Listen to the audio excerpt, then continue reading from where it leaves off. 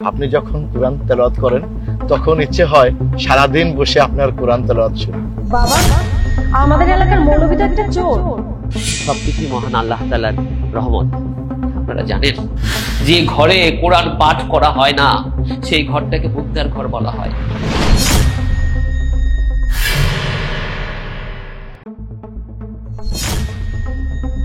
আরে হুজুর তো এদিকেই আসছে, আজকে তো আমার সঙ্গে কথা বলেই যেতে হবে। আরে কোথায় যাচ্ছেন আপনি? শুনুন না, আপনি আমার সঙ্গে কথা কেন বলতে চান না? আজকে অন্তত কথা বলে যান। আরে শুনুন হুজুর, শুনুন। আসসালামু আলাইকুম রাহমাতুল্লাহ। ওয়ালাইকুম আসসালাম ওয়া রাহমাতুল্লাহি ওয়া বারাকাতুহু। আপনি কেমন আছেন? আলহামদুলিল্লাহ, আমি ভালো আছি। আপনি যখন কোরআন তেলাওয়াত করেন তখন ইচ্ছে হয় সারাদিন বসে আপনার কোরআন তেলাওয়াত শুনি। আপনাকে শুকরিয়া। তবে সবকিছু মহান আল্লাহ তাআলার রহমত। তিনি আমাকে রহম করেছেন বলেই আমি কুরআনুল কারীম সুন্দরভাবে পাঠ করতে পারি। আসসালামু আলাইকুম হুজুর। ওয়ালাইকুম আসসালাম ওয়া রাহমাতুল্লাহি ওয়া বারাকাতুহু। হুজুর, যদি কিছু মনে না করেন, আজকের রাতের খাবারটা আপনি আমার বাসায় করুন প্লিজ। আলহামদুলিল্লাহ, আমি আপনার দাওয়াত কবুল করলাম। জি হুজুর, আমি তাহলে আসি। আসসালামু আলাইকুম। তাহলে হুজুর আমিও আসি। আসসালামু আলাইকুম রাহমাতুল্লাহ। ওয়ালাইকুম আসসালাম ওয়া রাহমাতুল্লাহ।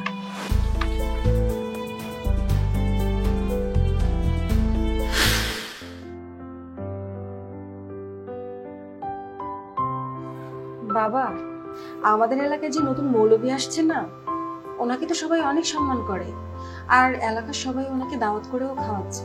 আমাদেরও তো উচিত ওনাকে একদিন দাওয়াত করে আমাদের বাসায় খাওয়ানো। হ্যাঁ, আমাদের এলাকার এই মৌলবীটা খুবই ভালো মানুষ, ফরেজদারি। সবাই যখন তাকে দাওয়াত করে খাওয়াচ্ছে, আমাদেরও তো উচিত তাকে একদিন দাওয়াত করে খাওয়ানো। আচ্ছা মা, একটা কাজ করলে কেমন হয়?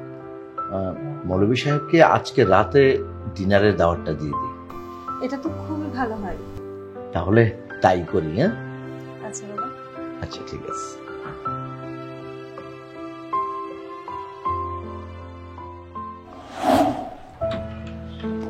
আসসালামু আলাইকুম রাহমাতুল্লাহ। ওয়ালাইকুম আসসালাম ওয়া রাহমাতুল্লাহ। আসুন।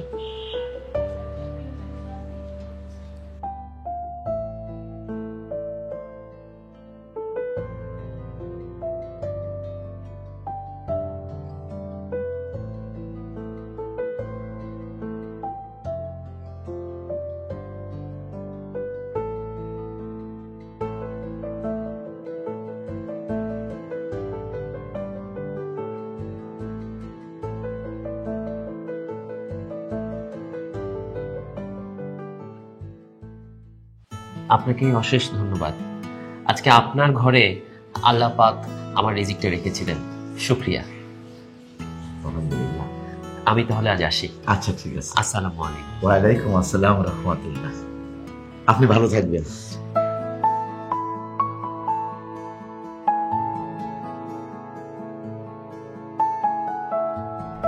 কি ব্যাপার, সামান্য ৩,০০০ টাকার লোভ সামলাতে পারলো না হুজুর?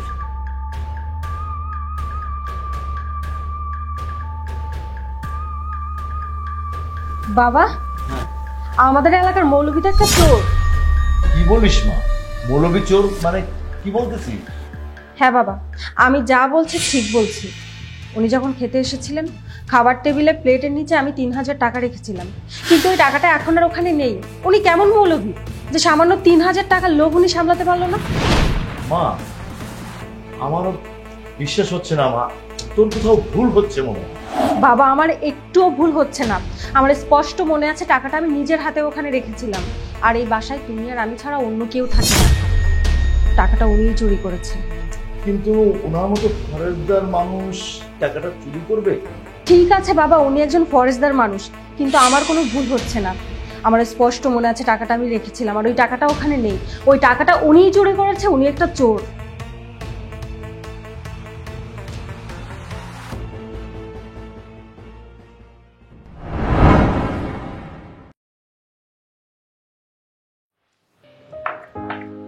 বাবা, গত ১ বছর আগে আমরা হুজুরকে দাওয়াত করে খাইয়েছিলাম।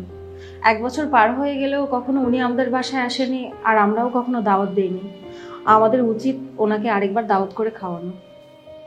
হ্যাঁ মা, 1 বছরের আগে যা হয়েছে আসলে একটা ভুল বোঝাবুঝি হয়েছে। আমরা কিন্তু আদৌ জানি না ওই টাকাটা হুজুর নিয়েছে কিনা। আচ্ছা ঠিক আছে, তাহলে আমরা আরেকবার হুজুরকে দাওয়াত দিয়ে আনি। হ্যাঁ বাবা, এটাই বেটার হবে।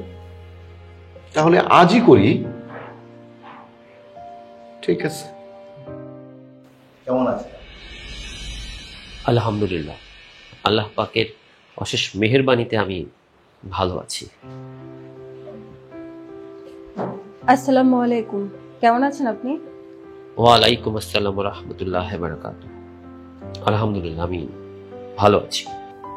গত 1 বছর আগে আপনি আমাদের বাসায় দাওয়াত খেতে এসেছিলেন। আপনি যদি কিছু মনে না করেন তাহলে আমি আপনাকে কিছু প্রশ্ন করতে চাই। আপনি যখন আমাদের বাসায় দাওয়াত খেতে এসেছিলেন তখন আপনার খাবার প্লেটের নিচে আমি 3000 টাকা রেখেছিলাম, কিন্তু আপনি কাউকে কিছু না বলে টাকাটা চুরি করেছিলেন। কেন চুরি করেছিলেন আপনি? টাকাটা কি আসলেই আপনি চুরি করেছিলেন? হ্যাঁ, আমি টাকাটা নিয়েছিলাম। আপনার লজ্জা করে না টাকা চুরি করতে? আপনি একজন মৌলবী হয়ে টাকা চুরি করেছেন? আপনার লজ্জা করে না টাকা চুরি করতে? আপনি একজন মৌলবী হয়ে টাকা চুরি করেছেন? আপনি জানতেন যে আমি আপনাকে পছন্দ করতাম। আকার ইঙ্গিতে অনেকবার আপনাকে বোঝানোর চেষ্টা করেছি, বাবার মাধ্যমে আপনার কাছে বিয়ের প্রস্তাব পাঠানোর চেষ্টা করেছি, কিন্তু আপনি টাকা চুরি করেছেন। আমি তো আপনাকে একটা পরীক্ষা নিতে চেয়েছিলাম যে যাকে আমি পছন্দ করছি তার স্বভাব চরিত্র কেমন, কিন্তু আপনি এটা কি করলেন? আমি কি পেলাম আপনার কাছ থেকে? আমি জানতাম 1 বছর আগে আমাকে পরীক্ষা করার জন্য খাবারের প্লেটের নিচে আপনি টাকাটা রেখেছিলেন। আমি এও জানতাম আপনি আমাকে খুব পছন্দ করেন। আকার ইঙ্গিতে সেটা আমাকে বোঝানোর চেষ্টাও করেছিলেন। আর আমি এখন বাধ্য হয়ে আপনার দিকে তাকিয়ে কথা বলছি। আপনি যেমন আমাকে পরীক্ষা করতে চেয়েছিলেন, তেমনি একটা পরীক্ষা আমিও করেছি। আপনি টাকাটা প্লেটের নিচে রেখে পরীক্ষা করতে চেয়েছিলেন। আমি টাকাটা নিয়েছি ঠিক, কিন্তু ওই টাকাটা চুরি করে আমি নিয়ে যাইনি। টাকাটা আমি কোথায় রেখেছি জানেন? আপনাদের খাবার টেবিলের পাশে কাবার্ডের উপরে কোরআনুল কারীম রয়েছে, সেই কোরআন শরীফের রেহালের নিচে আমি টাকাটা রেখে গিয়েছি। গত 1টা বছরে কোরআন শরীফটায় আপনারা হাত দিয়ে দেখেননি। যদি কোরআন শরীফটায় হাত দিতেন তাহলে অবশ্যই সেই টাকাটার সন্ধান পেতেন। কোরআনুল কারীম শব্দের অর্থ জানেন? পঠিত হওয়া। আমাদের পৃথিবীতে কোরআনটা আমাদের জীবন দর্শনের জন্য পাঠানো হয়েছে। আমাদের নবী করিম সাল্লাল্লাহু আলাইহি ওয়াসাল্লামের উপর নাজিল হয়েছে শুধুমাত্র আমাদের জন্য। অথচ আমাদের ঘরে এখন 1 বেলার জন্য কোরআন পাঠিত হয় না। একটা সময় ছিল ঘুম থেকে উঠে চারদিক থেকে কোরআনের সুমধুর শব্দ আসতো, আমাদের দিনটা সুন্দর যেত। অথচ এখন 1 বেলার জন্য আমরা কোরআনের শব্দ কানে নিতে পারি না, শুধুমাত্র নামাজ ব্যতীত। আপনাদের ঘরের ফার্নিচার প্রতিদিন মোছা হয়, প্রতিদিন পরিষ্কার করা হয়, কিন্তু আমার কোরআনুল কারীমের গিলাফের উপর যে ময়লার আস্তরণ পড়ে গেছে সেটা মোছা হয় না। আপনি যদি সেটা বুঝতেন তাহলে সেই টাকাটা পেতেন। গত 1টা বছরে আপনারা কেউ কোরআনের উপর হাত দিয়ে দেখেননি, তাই সেই টাকার সন্ধানটাও পাননি। আপনি আমাকে পরীক্ষা করতে চেয়েছেন, অথচ আল্লাহ পাকের কঠিন পরীক্ষায় আমরা কে কতটুকু উত্তীর্ণ হতে পেরেছি তা জানি না। আপনারা জানেন যে ঘরে কোরআন পাঠ করা হয় না সেই ঘরটাকে মুর্দার ঘর বলা হয়।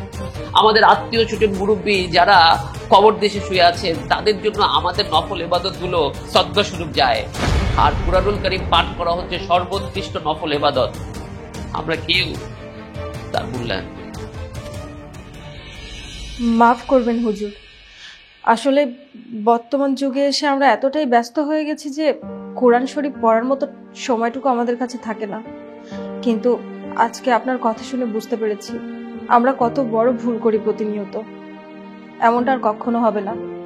প্রত্যেকদিন কোরআন শরীফ পড়ার চেষ্টা করব। আমি আসছি জনাব। আসসালামু আলাইকুম।